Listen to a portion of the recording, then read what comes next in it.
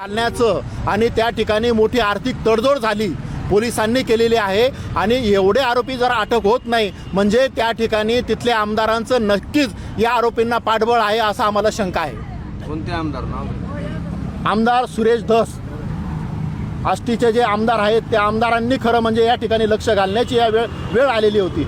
एक गरीब कुटुंब चर्मकार समाजाचं अध्ययन केंद्र जाळून टाकण्यात येतं आणि बीडची जर आज आपण बघितली महाराष्ट्रामध्ये आज परिस्थिती काय आहे, बीडमध्ये एवढ्या मोठ्या घटना घडतात आणि ही घटनासुद्धा खूप मोठी घटना आहे, परंतु त्या ठिकाणी इतरांना न्याय मिळण्याकरता सुरेश धस पुढाकार घेतात आणि चर्मकार समाजावर अन्याय झाला। चर्मकार समाजाचं दैवत संत रविदास महाराजांचं अध्ययन केंद्र जाळण्यात आलं तरी त्या ठिकाणी जात नाही म्हणजे आमच्या समाजाबद्दल संत रविदास महाराजांच्या बद्दल यांच्या हृदयामध्ये किती किंमत आहे याच्यातून आम्हाला या घटनेतून दिसते आहे।